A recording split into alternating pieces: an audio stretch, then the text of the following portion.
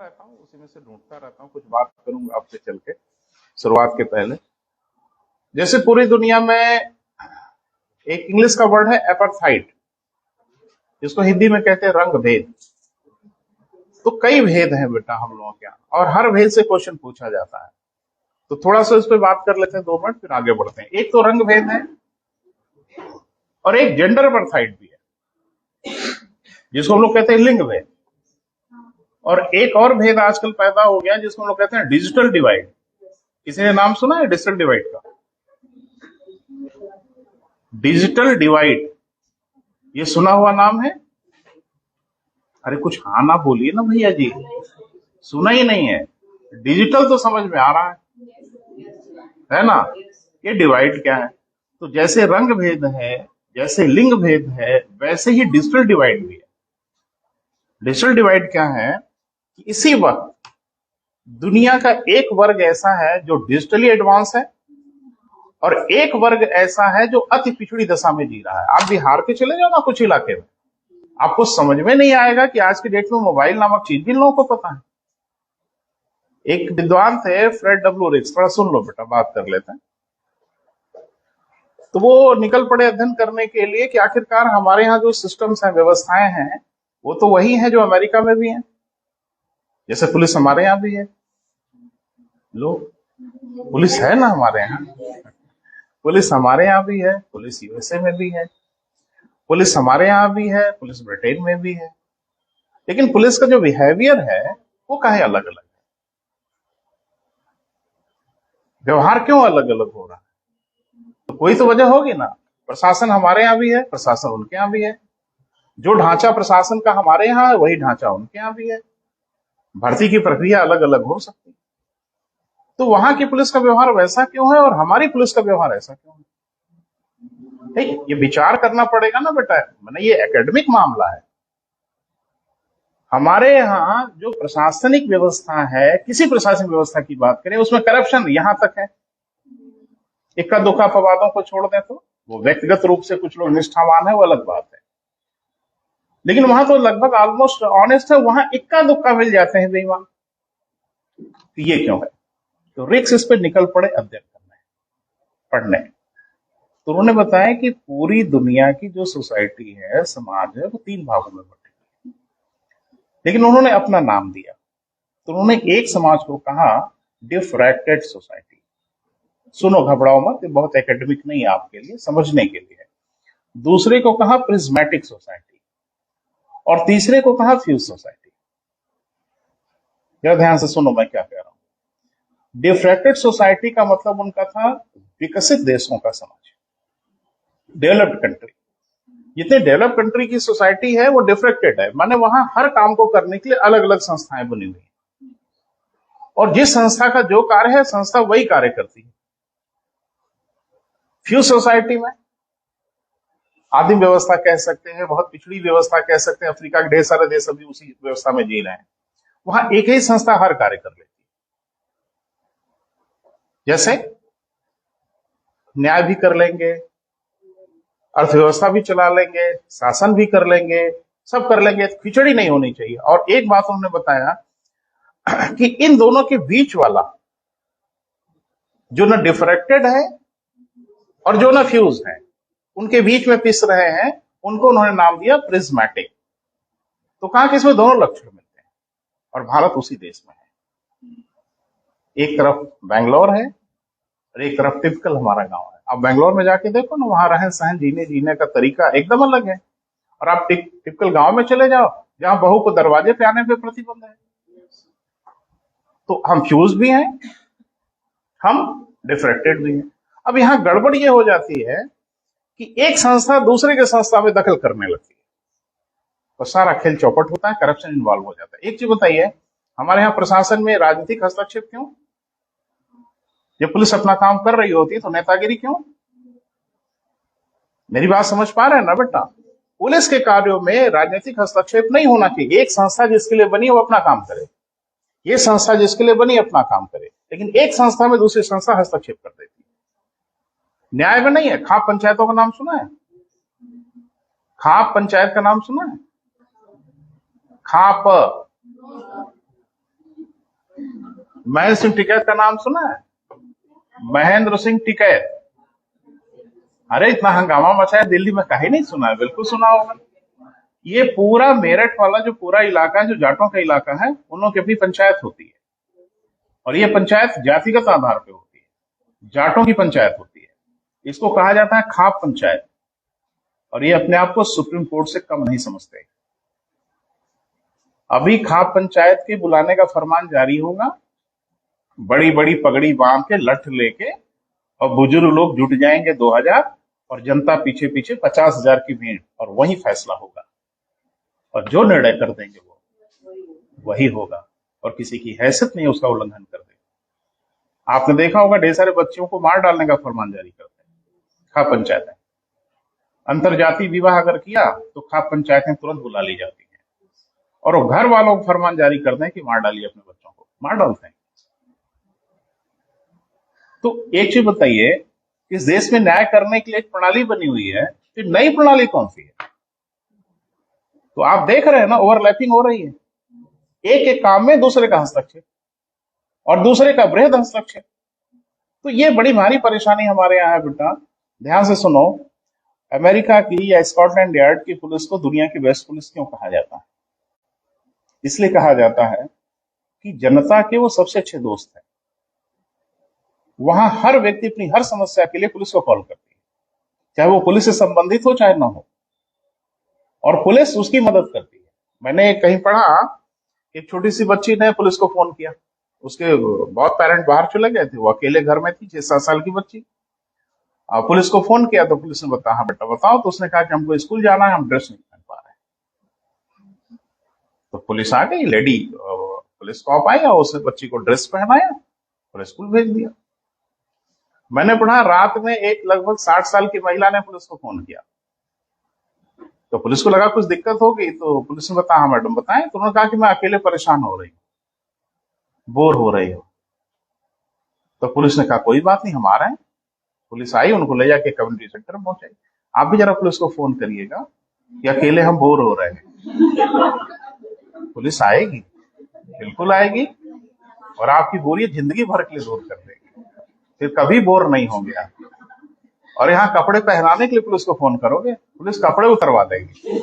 तो समस्या यही है कि आखिरकार ये हो क्या रहा है, व्हाट इज दिस? तो कभी विचार किया कि ऐसा बिहेवियर कहाँ है? ये एकेडमिक मामला है बेटा, ये अध्ययन का मामला है। तो हम ऐसे क्यों हैं, वो वैसे क्यों हैं? तो बड़ा बड़ा टॉपिक है बेटा, इस पर किसी दिन बात कर लेंगे। लेकिन इतना जरूर समझना कि इसी के आधार पे प्रशासन के भी भेद हैं, इसी के आधार पे डिजिटल डिवाइड भी है, इसी के आधार पे रंग भेद भी है, इसी के आधार पे लिंग भेद भी है। जैसे लिंग भेद में हम लोग मानते हैं कि यूरोपियन कंट्री काफी एडवांस है, यानी वहां स्त्री पुरुषों में कोई भेद नहीं माना जाता, और देखने में लगता भी है। क्या बेंगलोर में स्त्री पुरुष में भेद माना जाता है? बंबई में स्त्री पुरुष में भेद माना जाता है? अरे बच्चियां बच्चे रात दिन अपना काम कर रहे हैं, कोई कहीं जा रहा है, कोई कहीं जा रहा है, किसी से क्या लेना देना है? तो हम तो वहां तक पहुंच रहे हैं। तो अमेरिका में भी वही हाल है। अमेरिका में बच्चे बच्चियों को सबको एक बराबर छूट मिली हुई है, जिसको जैसे जीना है वैसे जिए, कहीं कोई परेशानी नहीं। उनकी सोसाइटी थोड़ी अलग है, उनके जीने का तरीका थोड़ा अलग है, हम लोगों का थोड़ा अलग है ना बेटा? तो थोड़ा दिक्कत होती है हमारे यहाँ। बहरहाल अब समस्या ये है कि भारत में एक बड़ा भारी नारा लगता है कि यहाँ स्त्री पुरुषों की समानता होनी चाहिए। आपको क्या लगता है, भारत में स्त्री पुरुषों की समानता नहीं है? अरे हम आपसे पूछ रहे हैं बेटा, उतना नहीं है, अंतर है। नहीं, काहे घबरा रहे हो भाई? भारत में पुरुषों को समानता चाहिए। किसी वैवाहिक पुरुष से पूछ के देखिए, सांस नहीं ले सकते, है ना?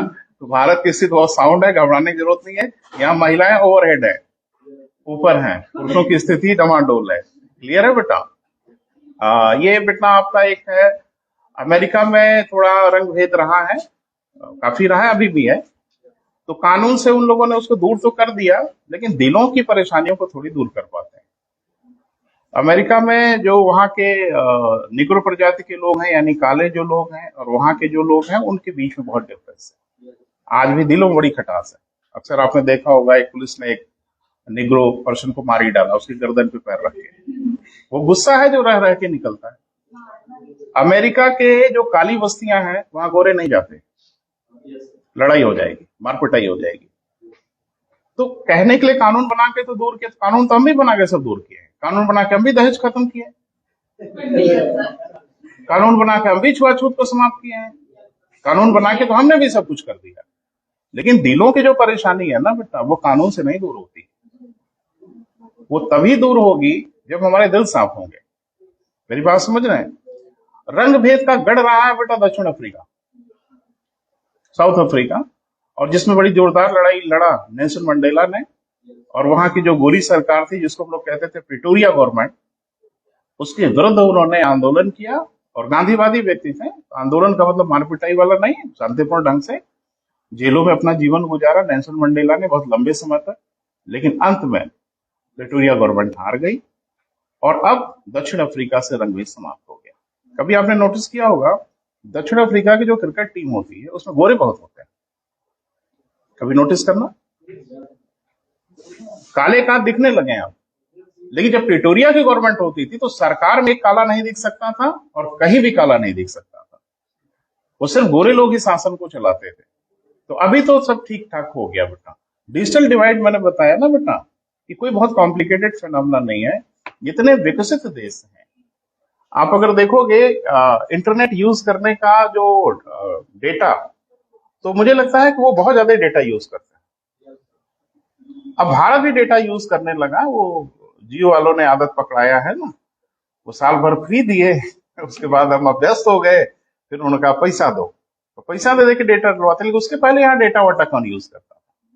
तो दुनिया का एक ऐसा वर्ग है जो डिजिटली एडवांस है और दुनिया का एक ऐसा वर्ग है जो डिजिटली एकदम जीरो है। तो डिजिटली दुनिया दो भागों में बटी हुई है, इसको कहा जाता है डिजिटल डिवाइड। क्लियर है बेटा? चलिए विषय पे आते, कहां तक चर्चा हुई थी बेटा? अच्छा, एक प्रश्न मेरे मन में आ रहा है बेटा, जवाब दो फिर आते हैं अपने विषय पे। संयुक्त राष्ट्र संघ का अगर कोई सदस्य बनना चाहे तो उसकी प्रक्रिया क्या है? पहला, और दूसरा, संयुक्त राष्ट्र संघ की सदस्यता से किसी को निकालना हो तो उसकी क्या प्रक्रिया? वजह बताइए। जैसे किसी भी सदस्य राष्ट्र को संयुक्त राष्ट्र संघ की सदस्यता से बाहर करना हो, बदमाशी कर रहा हो कुछ, तो क्या करे कि उसको बाहर किया जाएगा? क्या संयुक्त राष्ट्र संघ की सदस्यता से किसी को बाहर किया जा सकता है? किया जा सकता है कि नहीं किया जा सकता? पहले हाँ ना में बोल दो। किया जा सकता है। अगर किया जा सकता होगा तो उसकी कुछ कंडीशंस होगी ना, कि ऐसा करोगे तो बाहर करेंगे, वैसा करोगे तो बाहर करेंगे। तो कुछ एक आध कंडीशन याद है कि ऐसा कोई कर दे तो बाहर करेंगे?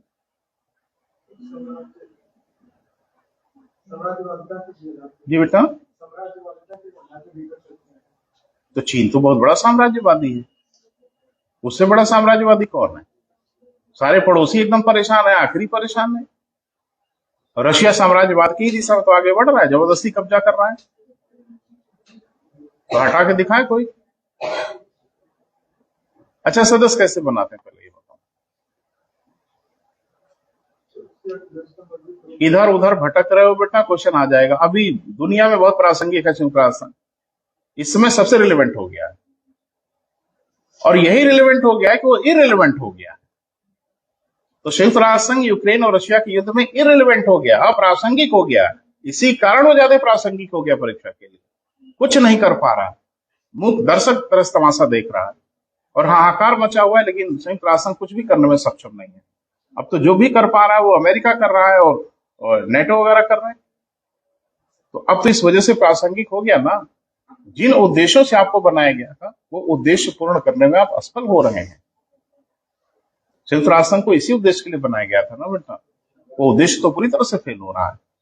इसलिए बेटा कंपटीशन में वो एरिया पहचानना, वो क्षेत्र पहचानना जो कंपटीशन के लिए जरूरी है, ये सबसे आवश्यक है। एक चीज बताओ, जब सीए का आंदोलन चला था तो उधर साल 2 साल जितने कंपटीशन हुए थे सब में नागरिकता पूछी गई।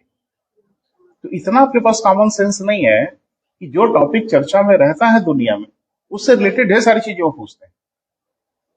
अभी यूक्रेन का युद्ध हो रहा है, क्या संयुक्त राष्ट्र संघ उस एरिना में नहीं कहीं है? तो काहे नहीं पढ़ा? पढ़ना चाहिए था ना बेटा।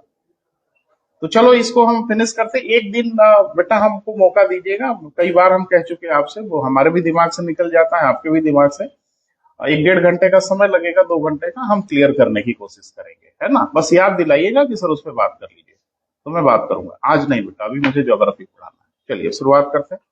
कहाँ तक पहुंचे थे बेटा, जरा बताओ।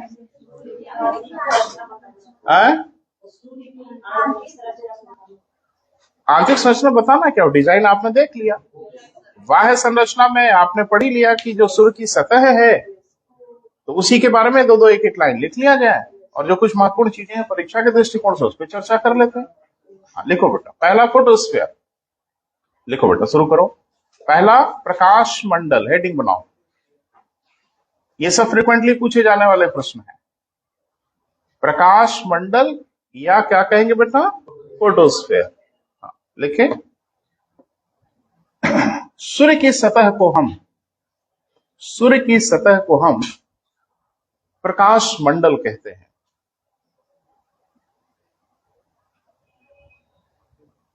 सूर्य की सतह को क्या कहते हैं बेटा, प्रकाश मंडल कहते हैं। देखिए, यह संवहनीय मेखला का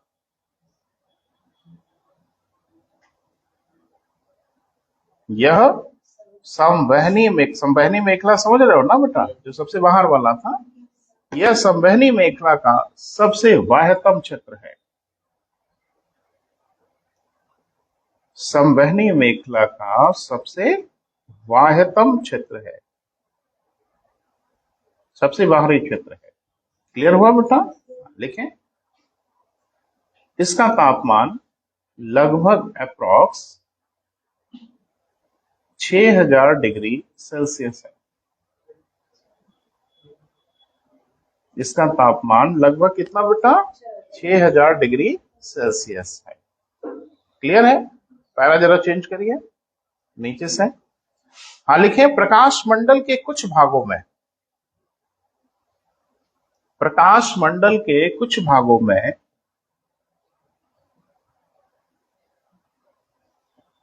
तापमान 6000 डिग्री सेल्सियस से भी कम पाया जाता है।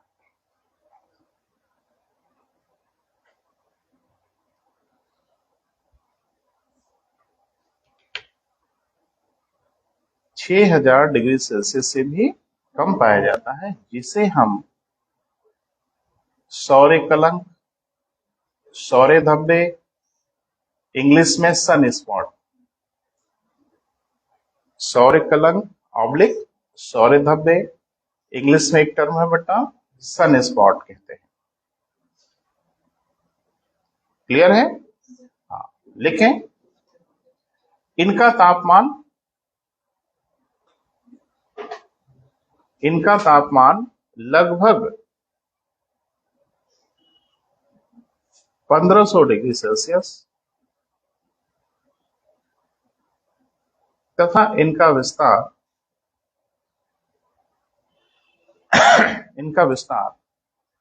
15,000 वर्ग किलोमीटर से लेकर 15,000 स्क्वायर किलोमीटर या वर्ग किलोमीटर से लेकर 50,000 वर्ग किलोमीटर तक होता है।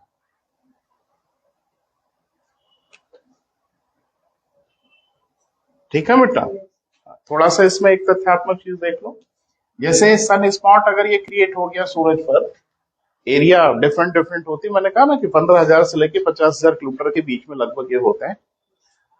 तो इसका आंतरिक भाग ज्यादा ही काला होता है, माने ज्यादा डार्क कलर का होता है। इसको हम लोग बोलते हैं ज्योग्राफी में अंब्रा। क्लियर है बेटा। और इसके बाहर का भाग थोड़ा चमकीला होता है, माने उसमें जो कालापन तो होता है लेकिन बीच वाले भाग से थोड़ा बेहतर होता है, तो इसको कहते हैं पेनाम्ब्रा।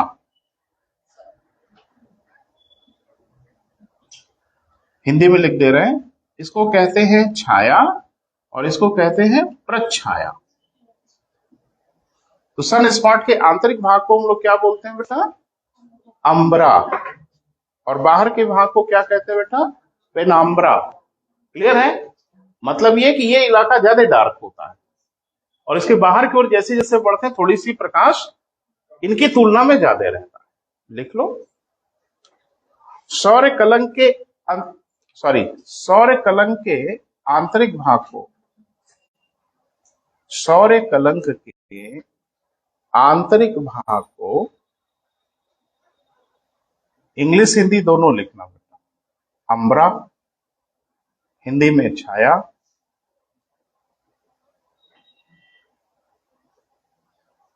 तथा बाहर के भाग को प्रच्छाया या पेनाम्बरा कहते हैं।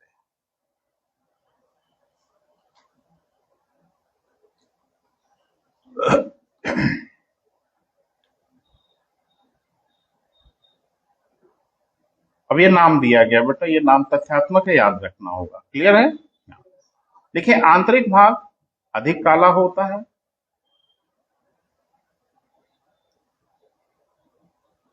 यानी अम्बरा ज्यादा काला होता है, बाहरी भाग कम काला होता है।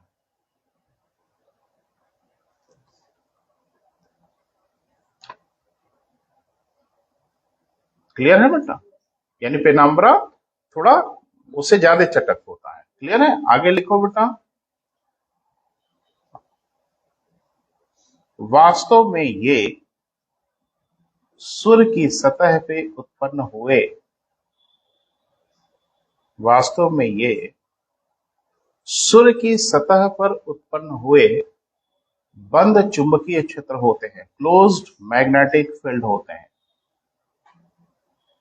सूर्य की सतह पे उत्पन्न हुए क्या बेटा? बंद चुंबकीय क्षेत्र होते हैं।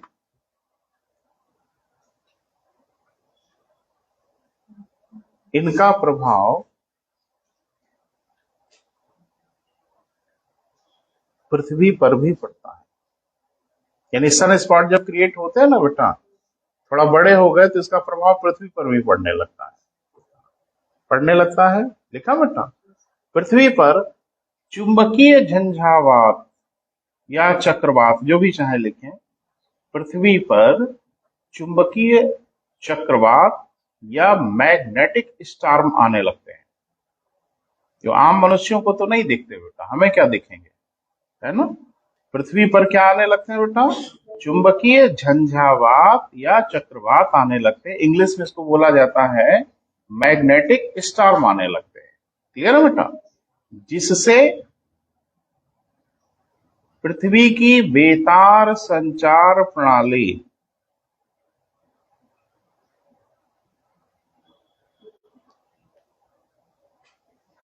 बेतार माने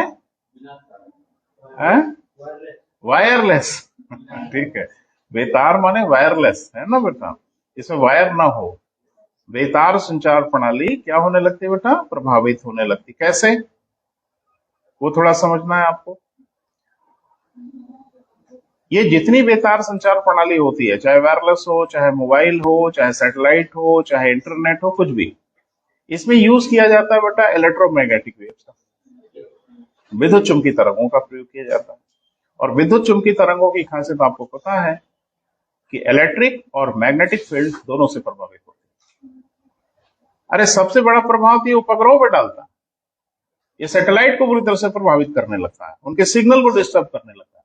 सैटेलाइट का क्या काम होता है? सिग्नल मारना क्या बोल रहे भाई, समझ नहीं पा रहे। हाँ, सिग्नल, जोर से बोलिए। सिग्नल प्रेषित करना। तो प्रेषित तब करोगे भैया जी जब सिग्नल रिसीव करोगे तब ना।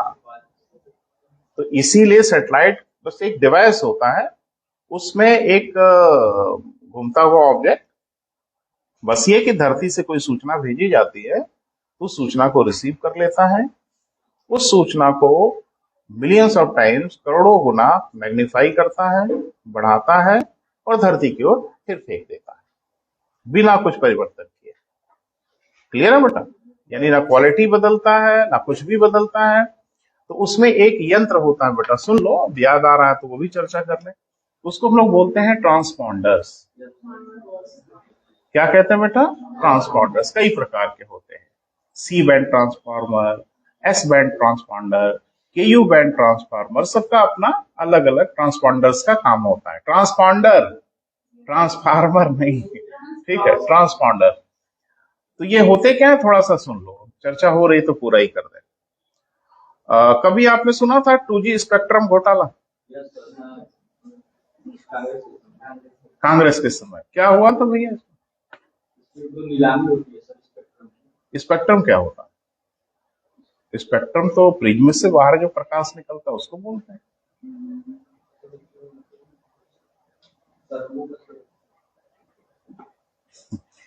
बड़ी भारी परेशानी है बेटा कि ठीक है सुने सब रहते हो, लेकिन तह में जाओ, समझो चीजों को। हंगामा मचा था, स्पेक्ट्रम में घोटाला हो गया, तो दो लोग तो बड़े कंफर्टेबल होते, जो स्पेक्ट्रम का मतलब खूब ढंग से समझ रहे थे, जो एकदम नहीं समझ रहे थे। भाड़ में जाए, कुछ हुआ होगा, हमसे क्या लेना देना। स्पेक्ट्रम, हम प्रकाश की किरणों को जब प्रिज्म के बाहर निकलती हैं, 7 रंगों में डिवाइड होती हैं, तो उनको हम लोग स्पेक्ट्रम बोलते हैं। उसी को ना स्पेक्ट्रम कहते हैं। किसको कहते हैं? तो उसमें कैसा घोटाला हो गया?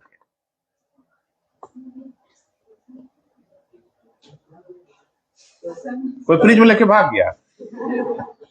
अरे भाई हद हो गई। देखो एक्चुअल में जरा समझने की कोशिश करो। एक ट्रांसपॉन्डर एक डिवाइस होता है ना बेटा? उस डिवाइस की अनलिमिटेड कैपेसिटी नहीं होती। अगर अनलिमिटेड होती तो फिर इतने बार बार उपग्रह काहे छोड़े जाते? तो होता ही है कि जैसे एक ट्रांसपॉन्डर हमने बनाया, उस ट्रांसपॉन्डर की कुछ वेवलेंथ की लिमिट होती है। जैसे मान लो 50 मेगाहर्ट्ज से 500 मेगाहर्ट्ज तक की ये किरणों को रिसीव करेगा, लौट आएगा। इसकी लिमिटेशन है। 50 से कम मेगाहर्ट्ज की अगर किरणें हुई, वेव्स हुई, तो उसको रिसीव नहीं करेगा, और इससे ज्यादा भी हुई तो नहीं रिसीव करेगा। तो अब इसकी ये किस आधार पे बट रहा है? वेवलेंथ के आधार पे। स्पेक्ट्रम किस आधार पे बटा होता है? वेवलेंथ और फ्रीक्वेंसी के आधार पर तो बटा होता है। बैगनी, नीला, फलाना, ढमाका, नारंगी, लाल, किस आधार पे बटा होता है? वेवलेंथ के आधार पर ही बटा होता है ना, इसीलिए स्पेक्ट्रम कहते हैं। तो यहां क्या करते हैं, ये भी वेवलेंथ का ही रेंज है। अब एक ट्रांसपॉन्डर है जिसकी क्षमता इतनी है, अब इसको सबको चाहिए, जियो को भी चाहिए, एयरटेल को भी चाहिए, फलाना को चाहिए, डिमाका को चाहिए, सबको चाहिए ना। तो सरकार कहती है कि उपग्रह छोड़ दिए हैं, अब किसको किसको चाहिए बता दो। तो अब इसमें बड़ी बड़ी कंपनी जैसे एयरटेल है, जियो है, वो कहेंगे हमको पूरा दे दीजिए, हम पैसा दे रहे हैं। नहीं, फोकट में नहीं दिया जाता, सरकार इनसे पैसा लेती है। लेकिन एक बात मुझे बताइए, ये मार्कर अगर है और इसके खरीदार अगर ज्यादा हो गए, तो बेचने का कौन सा तरीका बेहतर है? बोली लगा के बेचा जाए, सीधी सी बात है। और तो कोई तरीका बेहतर है ही नहीं। अगर बढ़िया फायदा आपको कमाना है, एक मार्कर के खरीदार अगर बहुत ढेर सारे हैं, तो बोली लगा के बेचिए, जो सबसे अधिक बोली लगाएगा उसको दिया जाएगा। यही ना तरीका है। तो अगर स्पेक्ट्रम को खरीदने के लिए 150 कंपनियां मार्केट में कूद पड़ी कि हमको चाहिए, हमको चाहिए, हमको चाहिए, सबको तो दिया नहीं जा सकता। तो सरकार ने कहा कि इसको बांट देते हैं टुकड़े टुकड़े में, है ना। यानी कहा कि 50 से लेके 60 ले लो भाई। अब कहा कि 60 से लेके 80, अब कहा कि 80 से लेके 100, ऐसे बांट दिया। और कहा कौन कौन खरीदेगा? तो आप एक स्पेक्ट्रम खरीदिए। क्या हुआ? 50 से 60 मेगाहर्ट्ज एक ही स्पेक्ट्रम न हुआ बेटा, फिर ये अगला स्पेक्ट्रम हुआ ना। तो अलग अलग कंपनियां इसको खरीद रही थी, लेकिन ये बोली लगा के खरीद रही थी। बोली नहीं लगी। पहले आओ पहले पाओ। तो पहले कौन आओ? जिसको फोन करके बुला ले। गड़बड़ ज्यादा हो गया इसी, ऐसा कहा सीएजी ने, इसमें तो हो गया गड़बड़। क्योंकि बोली लगा के अगर बेचे होते तो 1,76,000 करोड़ रुपया और मिल गया होता। यही घोटाला। घोटाला मैंने लेके भागा नहीं कोई, ये था कि अगर चाहे होते तो इतना पैसा और मिल गया होता। एक बात मुझे बताइए, बेचने का हमको तरीका पता है? सामान्य मनुष्य के रूप में हमको अपनी चीज बेचने का तरीका पता है। जो हमको ज्यादा पैसा देगा उसको बेचेंगे। खरीदने का भी पता है कि 4 जगह पूछ के खरीदो। गेहूं अगर बेचना है किसानों को, आप देखो तो गेहूं अगर उनके पास सरप्लस है और पैसा है तो गेहूं को रोक लेते हैं इस सीजन में। सीजन थोड़ा ऑफ होता है तब बेचते हैं तो गेहूं की अच्छी प्राइस मिल जाती है। तो बेचने का खरीदने का नियम समझाना नहीं होता, हम लोग को पता होता है सरकार को। सरकार तब बेचेगी जब उसकी भरमार होगी, और तब खरीदेगी जब उसकी शॉर्टेज होगी, ताकि चपत सरकार को लगे। उनको नहीं पता। स्कूल की पेंटिंग तब होगी, प्राइमरी के विद्यालय, जब बरसात होगी, और जब बाढ़ आ जाए तो और पेंटिंग होगी। पैसा आ जाता है ना कि अब स्कूल रंगवाइए। एक हेडमास्टर ने कहा कि सर कैसे रंगवाए, पानी भरा हुआ है स्कूल में। कहा उसी में रंगवाइए, गोताखोर बुलवाइए, ठीक है, और रंगवाइए, हमसे कोई लेना देना नहीं। और फंड आया है, सरकार का नियम है, रंगवाना है तो रंगवाइए। सामान्य व्यक्ति सब करेगा, तो सरकार में यही सब होता है। बहरहाल चलो बेटा, तो ये क्लियर हुआ स्पेक्ट्रम का मतलब। स्पेक्ट्रम कुछ और नहीं था बेटा, उसी में अलग अलग वेवलेंथ बांट दिया गया, फ्रीक्वेंसी बांट दी गई, कहा आप इसको खरीदिए, आप इसको खरीदिए। खरीदने का मतलब आप इस फ्रीक्वेंसी को यूज कर सकते हैं, दूसरी फ्रीक्वेंसी को यूज नहीं कर सकते। तो अलग अलग नेटवर्क अलग अलग फ्रीक्वेंसी यूज करते हैं। चलिए बेटा, हाँ क्या लिखा देखो, बात ही बिगड़ गई। हाँ, चुंबकीय क्षेत्र उत्पन्न होते हैं जो क्या करते हैं बेटा, पृथ्वी की बेतार संचार व्यवस्था को डिस्टर्ब करते हैं, इलेक्ट्रॉनिक डिवाइसेस को भी ये तंग करते हैं। लिख लें बेटा, इलेक्ट्रॉनिक यंत्रों को भी नुकसान पहुंचाते हैं। हमसे भी बतिया लो थोड़ा ना, हम तो इसीलिए खड़े हैं भाई, आपस में बात बात कर ले, तो हमसे बतियाते ही नहीं हो। चले, हो गया बेटा।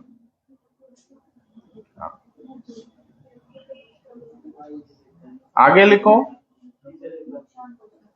जी बेटा, फिर से बोल दें। हाँ, पृथ्वी के इलेक्ट्रॉनिक यंत्रों को भी प्रभावित करते हैं। बेतार संचार व्यवस्था को तो प्रभावित करते ही करते हैं, जो इलेक्ट्रॉनिक इक्विपमेंट्स होते हैं हमारे, उनको भी ये प्रभावित कर लेते हैं। क्लियर है बेटा, आगे बढ़े। ये भी तथ्य है बेटा, इसको भी नोट करना होगा। लेकिन सूर्य के जिस स्थान पे ये दिखाई देते हैं, सूर्य के जिस स्थान पे ये दिखाई देते हैं, वहां ये 1.2 दिन से लेके 2 से 3 माह तक बने रहते हैं।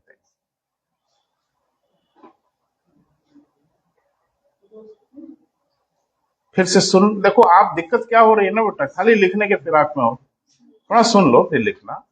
जैसे सूरज पे कहीं ये प्रकट हुए, क्लोज मैग्नेटिक फील्ड बना, तो क्लोज मैग्नेटिक फील्ड अगर बन गया तो कितने दिन तक रहेगा?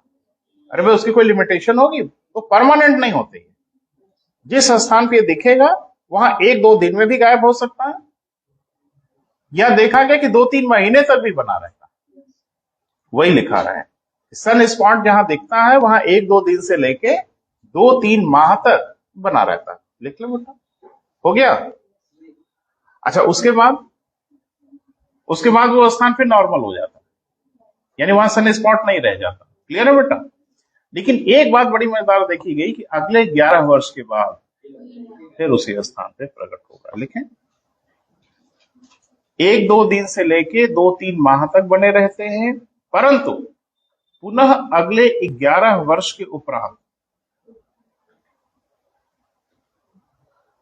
उसी स्थान पर दिखाई देते हैं।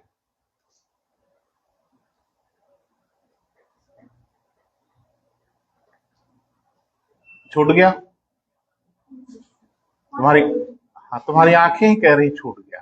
ठीक है, लिखें, हाँ, अगले 11 वर्ष के उपरांत पुनः उसी स्थान पे दिखाई देते हैं। हो गया बेटा। चलिए, नहीं हम पढ़ लेते हैं आपको, आप हमें पढ़ते हैं, हम आपको पढ़ते रहते हैं। चलिए आगे लिखिए, आगे लिखिए। तो इसमें चमक कम क्यों होती है बेटा? सुनो, चलो पढ़ लिए, इसको खत्म किया जाए, सूर्य को फिनिश किया जाए।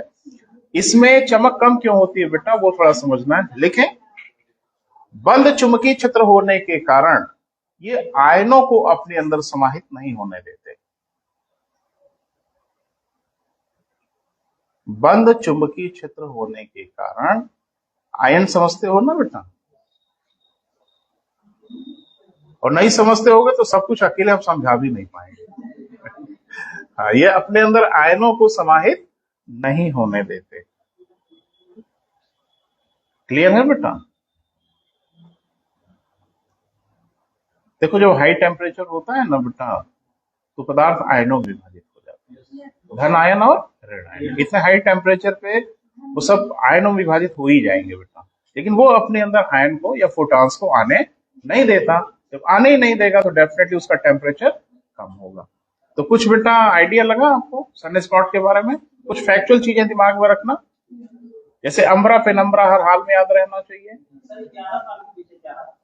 वो राज न हमको पता है न वैज्ञानिकों को पता है। ताल हम लोग बहुत ठोकते हैं, लेकिन बहुत कुछ नहीं जानते। सुनो, एक मजेदार बात बताओ, चंद्रमा तक चले गए, अमेजन में नहीं जा पाए, औकात नहीं हुई अभी तक, हैसियत नहीं हुई। अमेजोनिया में क्या कुछ चल रहा है उसकी बहुत बेहतर जानकारी हमें नहीं है। क्लियर है? अमेजोनिया कहाँ है? उत्तरी अमेरिका में? अच्छा, दक्षिणी अमेरिका, वेरी गुड। तो अमेजोनिया कहाँ के लिए जाना जाता है? दुनिया के सघन वनों के लिए जाना जाता है ना? उतने सघन वन कहीं और नहीं होते, उनको सेल्वा भी कहा जाता है, सेल्वास कहा जाता है। घासें तो नहीं होती, लताएं बहुत होती हैं। पेड़ों की लंबाई 70-70 मीटर तक होती है। फिट छोड़ दो, मीटर। 100 मीटर की दौड़ पेड़ पे हो जाए। चलो, हाँ भैया जी। और सुन लो, शाखाएं नहीं होती, लेकिन उनका जो ऊपर का हिस्सा होता है कैनोपी जैसा होता है, छाते जैसा होता है। क्लियर है? ये उनकी सबसे बड़ी खासियत होती है। शाखा विहीन होंगे, अग्रभाग कैनोपी जैसा होगा, और एक दूसरे में इतने गुथे रहते हैं, इतने सटे रहते हैं, इतने डेंस फॉरेस्ट होते हैं, और हर वृक्ष को एक से ऊपर निकलना है, क्योंकि जो नीचे छूटा वो मरेगा, सुरसाप मिलेगा ही नहीं। तो सब जान बचाने ताबड़तोड़ ऊपर की ओर भागते, और एक दूसरे में इतने सटे रहते हैं कि अगर एरियल व्यू आप देखो तो पेड़ों के पत्तों के अलावा आपको कुछ भी नहीं दिखने वाला, और अंदर खिचड़ी पक रही हो। वहां के एक राजा है, किंग अमेजोनिया के, जिनका नाम है अनाकोंडा। अनाकोंडा का बादशाह है वो। अनाकोंडा जो है ना बेटा, अमेजोनिया का किंग कहलाता, उसी का शासन चलता। वहां शेर वेर का शासन नहीं चलता, क्योंकि जितनी खूबसूरती से पानी में हमला करता है, उतनी खूबसूरती से अस्तर पे भी रहता है। तो कौन उसके सामने टिकता है? अमेजोनिया का टाइगर कहलाता है वो, है ना? पिक्चर उक्चर में देखा होगा डिस्कवरी वगैरह पे, बड़ा वाला सांप, है ना? बहरहाल, तो ऐसा नहीं है बेटा कि धरती पे बरमुदा ट्रायंगल जान गए, समझ गए? बहुत रहस्य है धरती के जो अब तक पता ही नहीं हम लोगों के हैं। बस ये है। अच्छा देखो, हम मनुष्य करते क्या है बेटा, अभी मनुष्य को समझ नहीं पाए। हम लोग क्या करते हैं कि होने वाली घटना का विश्लेषण करते हैं। जब कोई घटना होती है तो उस घटना का हम समझने का प्रयास करते हैं कि काहे हो रही है। सन स्पॉट देख लिया, कब रिपीट कर रहा है इसका भी अध्ययन कर लिया, प्रभाव क्या हो रहा है ये भी देख लिया। आज तक ये समझ नहीं आया उनको कि आखिर ये सन स्पॉट क्रिएट क्यों हो जाते हैं। माथापच्ची चल रही है, कोई गढ़ देगा कहानी, कहानी ही तो गढ़ना है, कोई ना कोई क्रिएट कर देगा। जैसे गढ़ दिया महाविस्फोट, बिग बैंग, कहानी ही तो है, और क्या है।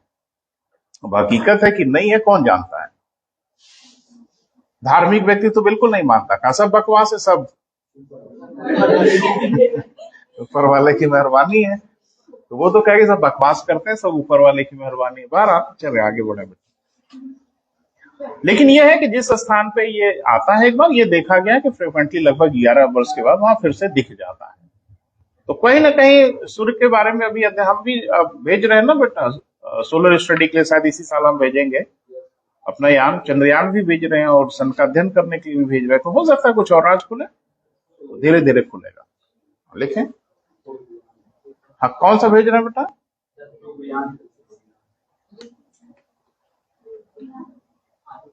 प्रोब यान, यल, अब मुझे पता है L3, ठीक है, वो भेज रहे हैं हम लोग। और ये सूर्य का अध्ययन करेगा, थोड़ा समझने की कोशिश करेगा कि आखिर सूर्य में क्या, बहुत कुछ बेटा अभी समझना है हम लोग को। आगे बढ़े। अब हेडिंग बनाए सौर ज्वाला, सोलर फ्लेरस, सौर ज्वाला।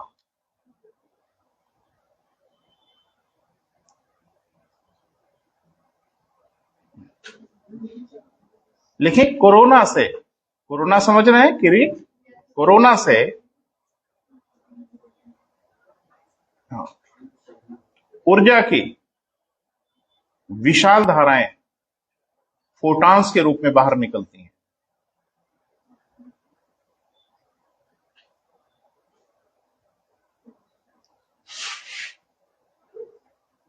फोटॉन्स की धाराएं बाहर की ओर निकलती हैं। इनको लपटें कह सकते हैं ठेठ भाषा में। जैसे आग कहीं लगती है ना, तो उसमें से लपटें रह रह के निकलती हैं, तो सूर्य से फ्लेम्स निकलती है, लपटें निकलती हैं। इनको सौर ज्वाला कहा जाता है। लेकिन ये फ्रिक्वेंटली नहीं निकलती, ये रह रह के निकलती है। फ्रिक्वेंटली जो निकलती है उसमें से, उसको कहते हैं सौर वायु, हल्का हल्का। इसीलिए आप देखते हो सूर्य जब भी कोई बनाता है तो ऐसे बनाता है, ये हाँ, तो ये जो है ना वही है सोलर फ्लेयर्स। सांकेतिक भाषा में बताते हैं, आप ही नहीं समझ पाते। तो रह रह के इसमें से लंबी लंबी लपटें निकलती है बेटा, उनको कहा जाता है क्या बेटा? सोलर फ्लेयर्स, सौर ज्वाला कहा जाता है। क्लियर है बेटा? अब इनकी परेशानी ये होती है कि लाखों किलोमीटर लंबी होती है। इनकी जो लंबाई होती है कभी कभी इतनी, जो अभी तो हाल में निकला बवाल मच गया सोलर फ्लेयर्स, मुझे लगता है लाखों की है तो करोड़ों किलोमीटर तक लंबी रही होगी। और कभी कभी ये लपटें इतनी बड़ी भी हो सकती है कि प्रभाव धरती तक छोड़ दे, ऊपर वाला ना करे कि ऐसा हो कभी, लेकिन हो सकता है, कुछ भी हो सकता है। लिखे बेटा, इनके प्रभाव में पृथ्वी भी आती है।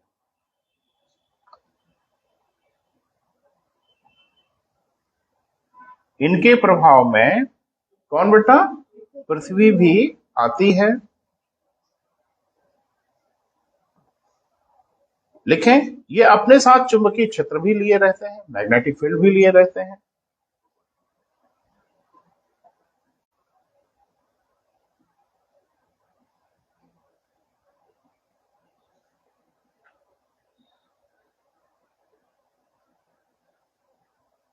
पृथ्वी का चुंबकीय क्षेत्र, मैग्नेटिक फील्ड, पृथ्वी का चुंबकीय क्षेत्र क्या नाम है बेटा? Van Allen belt. कल बात मैंने किया था। पृथ्वी का चुंबकीय क्षेत्र, ब्रैकेट में जरूर लिख लीजिएगा, वॉन एलन बेल्ट, डैश करके वही लिख लीजिएगा, 750 किलोमीटर। सब क्लियर हो जाएगा, अलग से लिखाना नहीं होगा। हाँ, इसका प्रतिरोध करता है।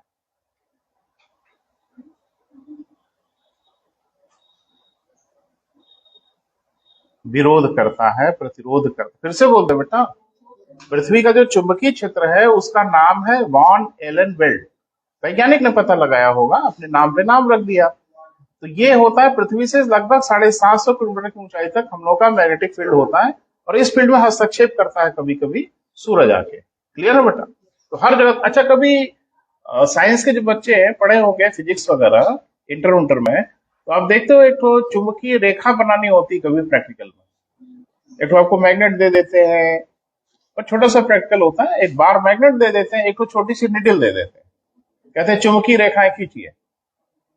दुर्भाग्य है कि इधर नहीं होता, होना चाहिए। तो करते क्या है बच्चे ना, कि ऐसे एक मैग्नेट ले लेते हैं इस टाइप का, इस पे नॉर्थ और साउथ लिखा होता है, एक तो छोटी सी निडल दे देते हैं। अब वो निडल जिधर वो करती है नॉर्थ साउथ, वैसे ऐसे एक रेखा खींचते जाते हैं। तो देख, कभी आपने अगर प्लॉट किया हो, आप देखोगे इसमें रेखाएं कुछ इस तरह से होती हैं, ऐसे ऐसे, है ना बेटा? और यहां से ऐसे बाहर निकलती हुई। तो आप देख रहे हैं मैग्नेटिक फील्ड की रेखाएं पोल्स पे जा रही, पोल्स पे काफी करीब हो जाती। तो पृथ्वी का भी तो मैग्नेटिक फील्ड है ना बेटा, इसका भी तो एक नॉर्थ पोल और साउथ पोल मानते हैं हम लोग। इक्वेटर बीच का इलाका जहां सबसे अधिक ऊंचाई होगी, इसलिए मैग्नेटिक फील्ड की सबसे अधिक रस्साकसी ध्रुवों पर ही होती है, क्योंकि वहां मैग्नेटिक फील्ड धरती का थोड़ा नीचे होता है, तो वहां पे कुछ चमक दिखाई देती है। अच्छा, ध्रुवीय क्षेत्र के बारे में आइडिया है ना बेटा, कि 6 महीने के दिन 6 महीने की रातें होती, वो कुंभकर्ण वाला इलाका। 6 महीने के दिन और 6 महीने की रातें होती हैं ध्रुवीय क्षेत्रों में। लेकिन रात जो आप समझ रहे हैं वो रात नहीं होती, वहां रात में ठीक ठाक रोशनी रहती है। प्रकाश रहता है, एकदम धूप अंधेरा वाला मामला नहीं होता है ना। तो ऐसा कैसे होता है बेटा? वो होता है ध्रुवीय ज्योतियों के कारण। तो चुंबकीय क्षेत्र में जो चार्ज पार्टिकल होते हैं जब धरती के वायुमंडल में घुसना शुरू करते हैं तो स्पार्किंग होने लगती है। जैसे आप देखते हो ना, बैटरी के पॉजिटिव और नेगेटिव को एक में सटाओ तो स्पार्किंग होने लगती है। तो इतने छोटे छोटे कण होते हैं, पूरी लहर।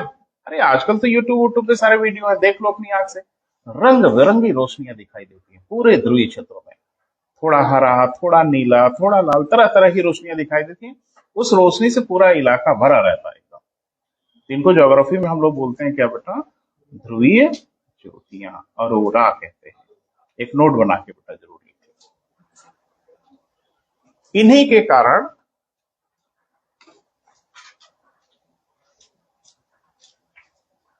ध्रुवीय क्षेत्रों में, इन्हीं के कारण ध्रुवीय क्षेत्रों में, ध्रुवीय क्षेत्र माने पोलर एरिया में ध्रुवीय ज्योतियां दिखाई देती।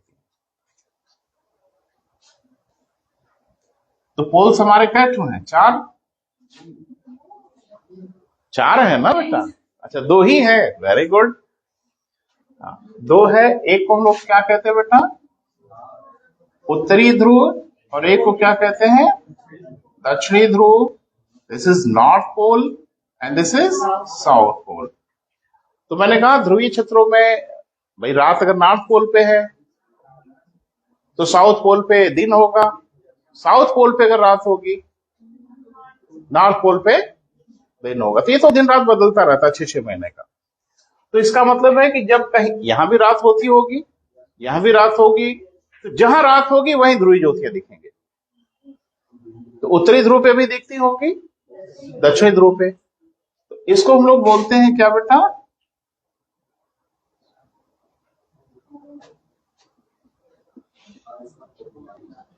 भूलिएगा मत। जानते हो क्या भूलते हैं बच्चे? इसमें उत्तरी वाली कौन है, दक्षिणी वाली कौन है? नाम दोनों याद रहता। अ वाला का है?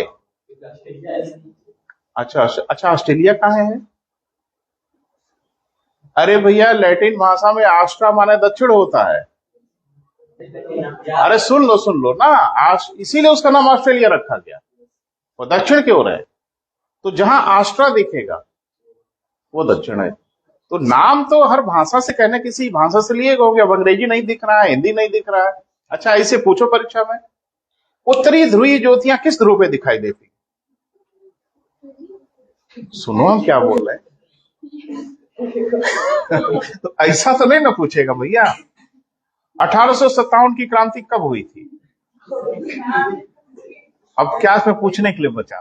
तो अगर हिंदी में इसको पूछेंगे कि उत्तरी ध्रुवीय ज्योतियां किस ध्रुव पे दिखाई देती हैं, हम पागल हैं जो इधर उधर बोलेंगे, बताएंगे उत्तरी ध्रुव पे दिखाई देती है।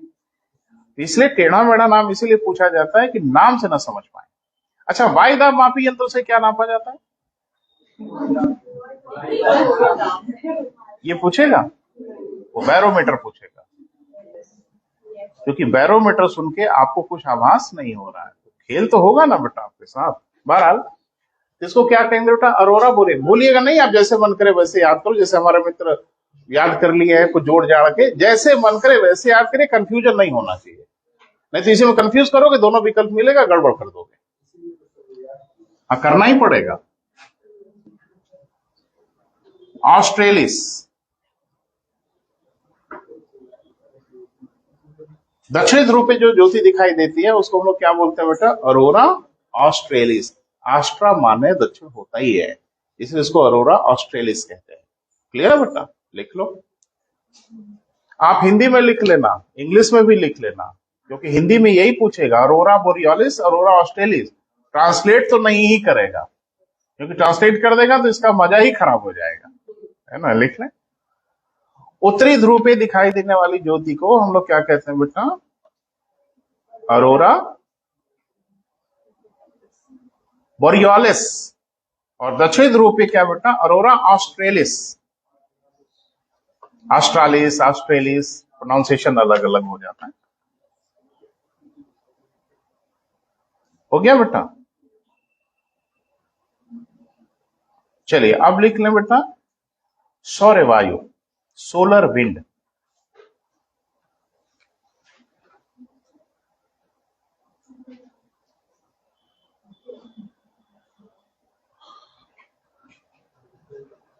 Solar wind. लिखें कोरोना से निरंतर निकलने वाली, कोरोना से निरंतर निकलने वाली कम प्रभावी फोटॉन्स की धारा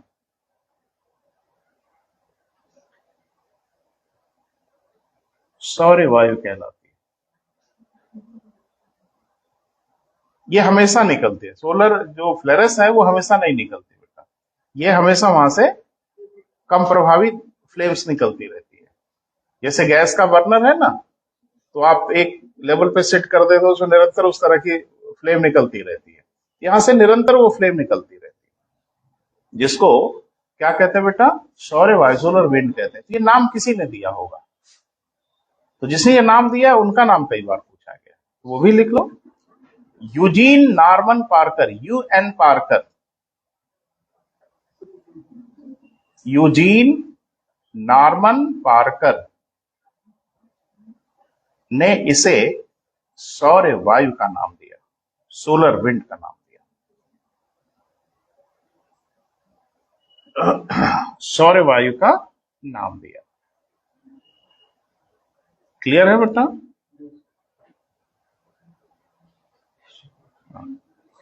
लिखे ये सर्पिलाकार स्वरूप में होती है। जानते हो क्यों? सीधा नहीं होती, घूमती रहती है। अच्छा, गड़बड़ा रहा है कि आधा लिख रहा हूं उसी में हम समझाने लगा, फिर लिख ही लो भैया। तो जानते हो ऐसा क्यों है? सूर्य अपने एक्सिस पे घूम रहा है, तो जो फ्लेम निकलेगी वो सीधी थोड़ी जा पाएगी, वो घूमेगी। इसलिए जो सौर वायु होती है वो सीधी नहीं चलती, वो थोड़ा सर्पिलाकार घूम रही होती है। और ऐसा सिर्फ इस वजह से कि सूर्य अपने एक्सिस पर स्थिर नहीं है, घूम रहा है। लिख ले, सर्पिलाकार होती। लिखा बेटा? हाँ लिखे। ऐसा क्या लिखा बोलो? होती है। ऐसा सूर्य के अपने अक्ष पर घूमने के कारण होता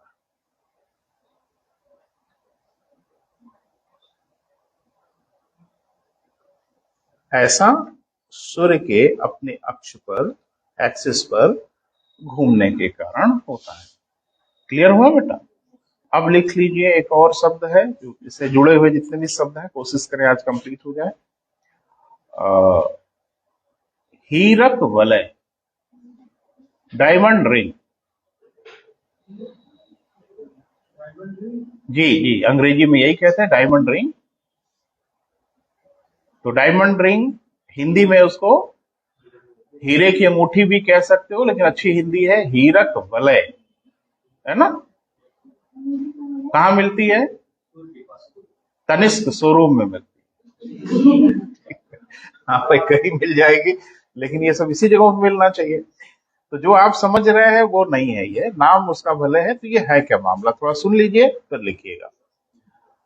हीरक वलय की जो इंसिडेंट है बेटा, मेरे पेज पे एक फोटो किसी ने खींचा था, सही में खींचा था किसी फोटोग्राफर ने, और एरोप्लेन से खींचा था। तो बहुत ही खूबसूरत फोटो खींचा था डायमंड रिंग का।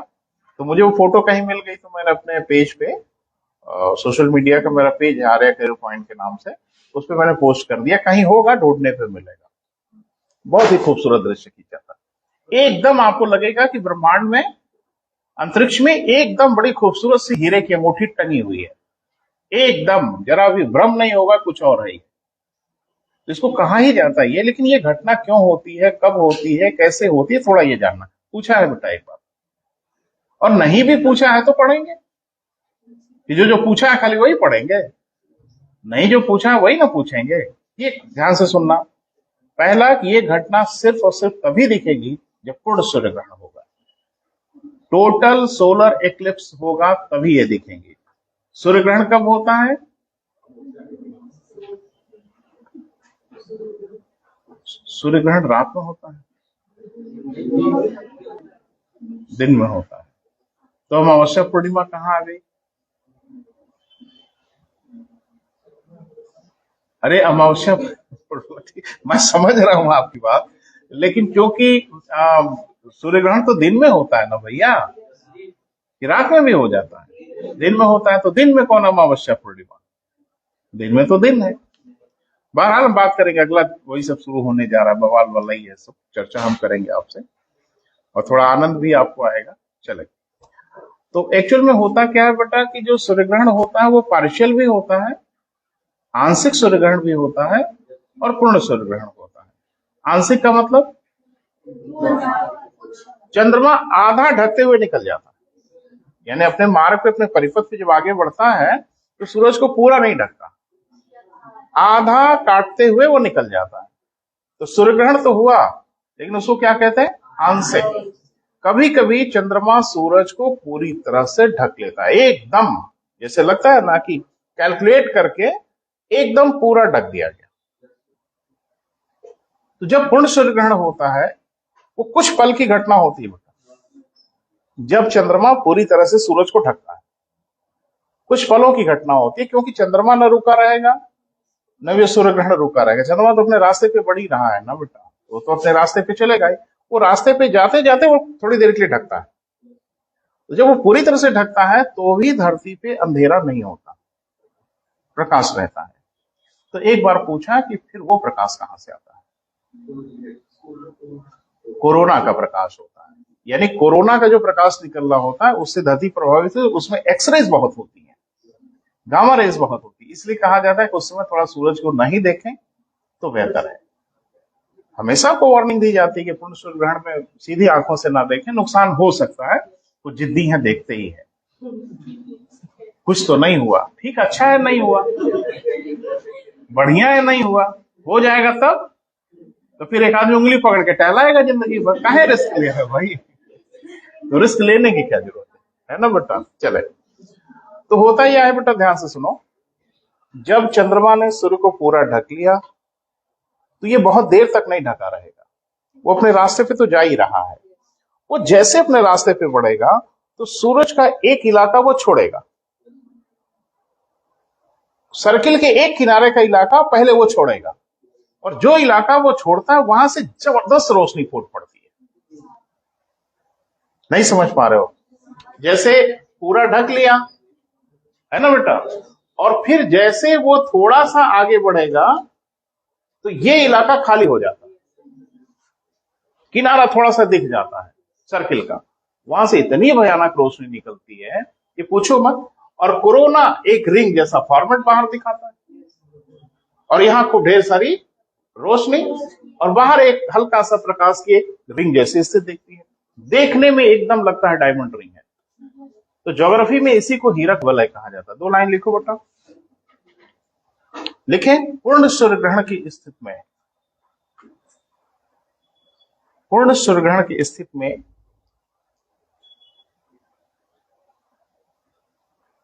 हीरक वलय की घटना दिखाई देती है।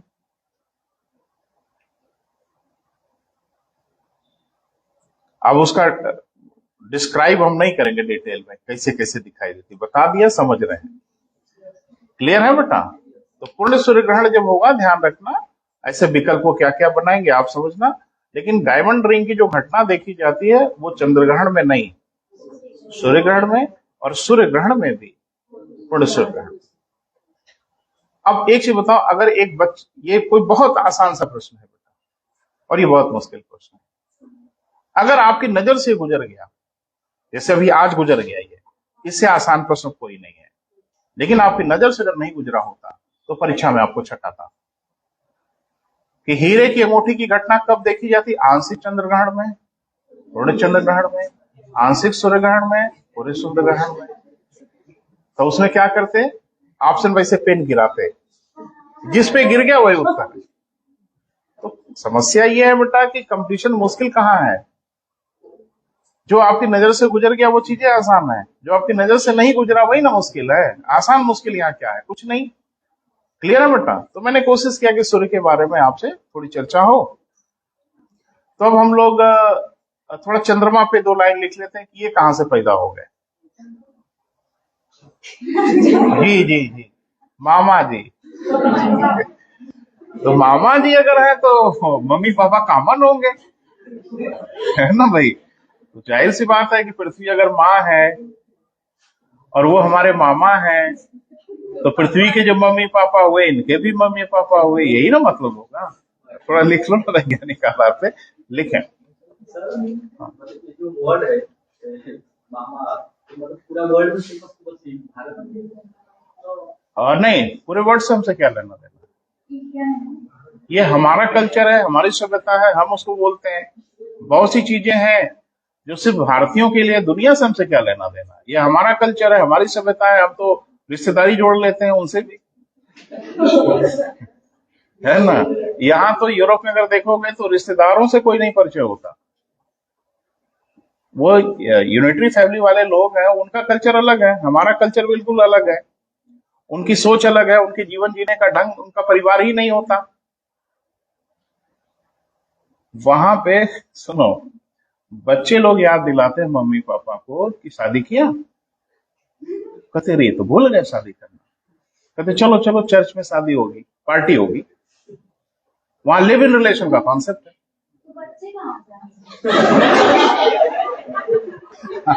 ये तो बड़ी गंभीर समस्या हो गई, बड़ी गंभीर समस्या है भाई।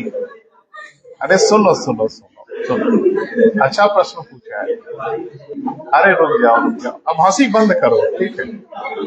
अभी आपने सुप्रीम कोर्ट का एक फैसला सुना होगा 4-6 महीने पहले, तो थोड़ा सा अवेयर रहिए बेटा, तो सब समझ में आएगा। तो सुप्रीम कोर्ट, अरे रुको हो गया, सुप्रीम कोर्ट ने भारत में एक फैसला दिया, और वो फैसला ये दिया, अच्छा लिव इन रिलेशन किसको कहते हैं? हाँ, बिना शादी के बच्चे बच्चे साथ रहे, इसको बोला जाता है लिव इन रिलेशन। भारत का ये कल्चर बिल्कुल नहीं है, ये यूरोप का कल्चर है।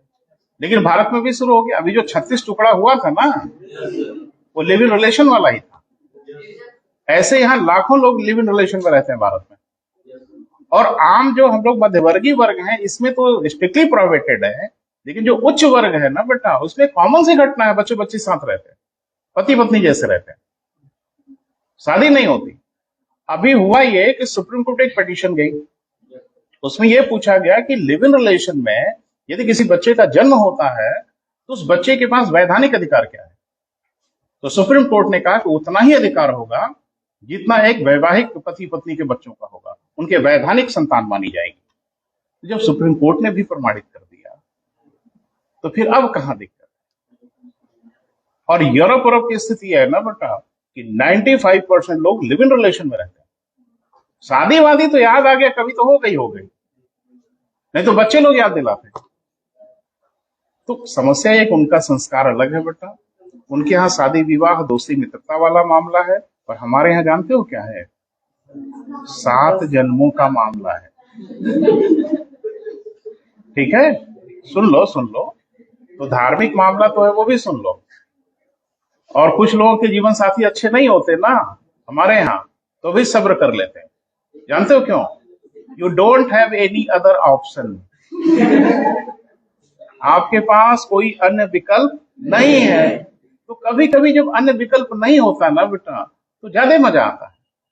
जब ऑप्शन ही नहीं है तो रोना धोना किस बात का? रोना धोना तो तब होगा जब विकल्प है, वो विकल्प हमको नहीं मिल रहा। हमारे यहाँ विवाह संस्कार है, ये ध्यान रखना। हिंदू धर्म के 16 संस्कारों में विवाह एक संस्कार है, और हिंदू धर्म में संस्कार सिर्फ होते हैं, सिर्फ होते हैं, न वो दोबारा होंगे न वो वापस हो सकते हैं। 16 संस्कार होगा। अगर आपने 2 विवाह किया तो 17 हो जाएंगे, जो अलाउड नहीं है। मुंडन कई बार हुआ था? एक आध बार और करा लो। नहीं करा सकते आप, वो संस्कार लाइफ में सिर्फ एक बार होगा। आप मुंडन करा लीजिए, उसमें रोक नहीं लगी है, लेकिन वो संस्कार नहीं कहलाएगा। ऐसे ही हिंदू धर्म में विवाह एक संस्कार है बेटा। बाकी धर्मों में क्या है वो जाने, लेकिन हमारे धर्म में विवाह एक संस्कार है। और हिंदू धर्म में माना जाता है किसी हिंदू की जिंदगी में सिर्फ एक बार विवाह होगा, जीवन साथी रहे न रहे। वो जिंदा रहेगा तो भी, नहीं रहेगा तो भी। इसीलिए सती प्रथा जैसी भयानक परेशानी आप पढ़ रहे थे अभी थोड़ी देर पहले इतिहास में। परेशानी ये थी कि एक नौजवान स्त्री का अगर पति नहीं रहे और दूसरा विवाह नहीं करना है, संस्कार यही बाध्यता करता है। जैसे एक महिला का अगर विवाह संस्कार हो गया और उसका पति अगर नहीं रहा तो उसकी जिंदगी में दोबारा संस्कार तो होगा नहीं। हिंदू धर्म तो कम से कम रोकता है, ये नहीं होगा। वो तो आधुनिक विधियों ने आके कहा कि वही हो सकता है। हिंदू धर्म में दोबारा विवाह करना प्रतिबंधित है कानूनी ढंग से, लेकिन एक शर्त पे विवाह हो सकता है कि पति पत्नी में वैधानिक रूप से अगर तलाक हो गया हो तो विवाह कर सकते हैं, या एक जीवन साथी नहीं हो तो विवाह कर सकते हैं। हमारा धर्म तो ये कहता है किसी हालत में नहीं हो सकता। शादी हो गई तो हो गई, जीवन साथी जिंदा रहे मर जाए अकेले रहना होगा। और बाकी धर्मों में अब खास महीना चल, आप कुछ टिप्पणी उप्पणी नहीं करेंगे, लेकिन इतना जरूर समझ लो, किसी धर्म में विवाह एक कॉन्ट्रैक्ट है, किसी धर्म में विवाह कुछ है ही नहीं है, दोस्ती मित्रता है। जैसे फलाने से दोस्ती हुई फिर उनसे दोस्ती खत्म हुई। मैंने पढ़ा कि अमेरिका में एक सेलिब्रिटी ने एक दिन में 4 विवाह किया। ये उन्हीं लोगों को बधाई हो। हाँ, वो अपने नए नए हस्बैंड के साथ गई कहीं रेस्टोरेंट में, और हस्बैंड ने कुछ नाश्ता वास्ता किया, उन्होंने भी किया, उसको डकार आ गई, उनका तलाक। नालायक कहीं। फिर डिनर तक जाते जाते चौथा विवाह हो गया। तो उन लोगों का ये कल्चर है, उनके लिए शादी विवाह कोई मायने ही नहीं है, कोई मतलब नहीं है। हमारे यहाँ बहुत बड़ा मतलब है। तो उनका संस्कार बेटा अलग है, हमारा संस्कार अलग है। और हम तो पत्थरों को पूजने वाले लोग हैं, आदमी की तो बात ही छोड़ दीजिए, है ना। तो हमारा संस्कार बिल्कुल अलग है। हम तो उनको भी मामा कह देते हैं जिनसे कोई रिश्ता साफ दिखता भी नहीं। तो मामा कहाँ से आए लिख लो, बवाल मत करो, चलो लिखो, लिखें जी बेटा। अब ये क्या है मैं बता रहा हूं। एक्चुअल में पूर्ण सूर्य ग्रहण पूरी धरती से नहीं दिखेगा, और आंशिक सूर्य ग्रहण भी नहीं कुछ होता। नहीं समझ पा रहे हो? आपको क्या लगता है पूर्ण सूर्य ग्रहण अगर हो गया, जैसे बोलते हैं वैज्ञानिक कि टोटल सोलर एक्लिप्स हो रहा है, तो हर जगह पूरी धरती पे टोटल सोलर एक्लिप्स दिखेगा? नो। और आंशिक सूर्य ग्रहण भी हर जगह नहीं होता। कुछ जगहों के लिए अ, वो आंशिक होता है, कुछ जगहों के लिए पूर्ण होता है। तो कभी भी आंशिक और पूर्ण सूर्य ग्रहण नहीं होता। नहीं समझ पा रहे हो? सूर्य ग्रहण हमेशा मिश्रित ही होता है। कुछ बताते हैं वो रेडियो स्टेशन पे टेलीविजन पे बताएंगे फलाने फलाने फलाने जगह से आपको पूर्ण सूर्य ग्रहण दिखेगा, हर जगह से नहीं दिखेगा। तो सूर्य ग्रहण तो मिश्रित होता ही है। लेकिन अगर किसी पर्टिकुलर जगह की बात करें तो उस जगह से आप कह सकते हैं कि वहां से आंशिक होगा कि वहां से टोटल सोलर एक्लिप्स होगा। चलो इसको लिखो बेटा, कंप्लीट करो आज। जायंट इंपैक्ट हाइपोथेसिस, अंग्रेजी में नाम है बेटा जायंट इंपैक्ट हाइपोथेसिस, महाटक्कर की अवधारणा। जाइंट माने क्या होता है बेटा? दैत्याकार, विशाल। इंपैक्ट माने टक्कर, हाइपोथेसिस माने परिकल्पना, है ना। तो एक परिकल्पना आई चंद्रमा के निर्माण के विषय में बेटा, है ना। क्या परिकल्पना आई वो लिख लें। लिखें, एल्डवर्थ डेली, वैज्ञानिक का नाम है Aldworth daily, DALY। Aldworth daily ने बताया कि लगभग 4.5 अरब वर्ष पूर्व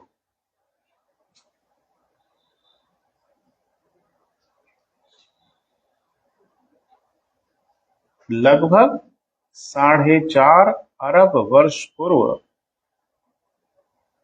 एक विशाल अवांतर ग्रह के टकराने से, एक विशाल अवांतर ग्रह के टकराने से पृथ्वी का एक हिस्सा टूटकर पृथक हो गया। पृथ्वी का एक हिस्सा टूटकर अलग हो गया, किंतु पृथ्वी के गुरुत्वाकर्षण से पृथक नहीं हो सका।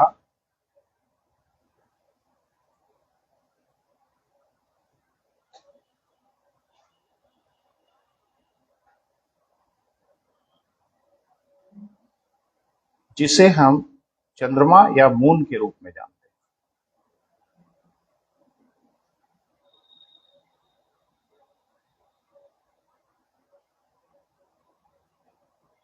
तो अब तक बेटा चंद्रमा के निर्माण की एक ही हाइपोथेसिस है, एक ही परिकल्पना है। किसी ने माना कि कोई बड़ा सा अवांतर ग्रह धरती से टकराया और टकराने से धरती का एक हिस्सा टूट के अलग हो गया, और अलग तो हो गया लेकिन वो पृथ्वी के गुरुत्वाकर्षण को छोड़ के नहीं भाग पाया।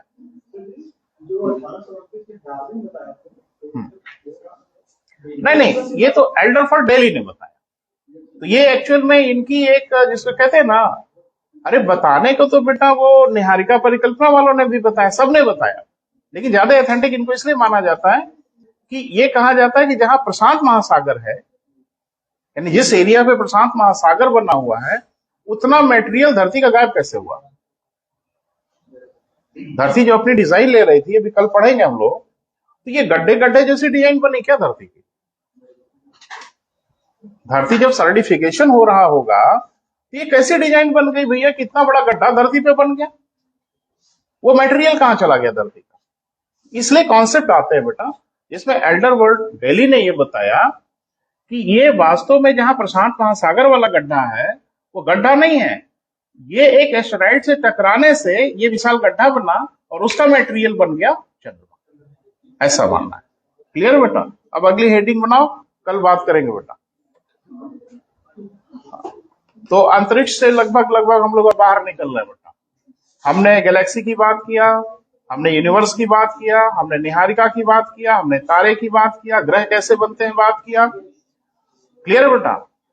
जाते जवाते मामा की भी चर्चा हो गई है ना। तो अब उतरेंगे धरती पर और थोड़ा पृथ्वी का तामझाम देखेंगे, जिसमें कई प्रकार के दिन हैं, काहे हैं, क्यों है, सब चर्चा होगी। ठीक है बेटा? तो आज यही समाप्त करते हैं, कल बात करेंगे आपसे।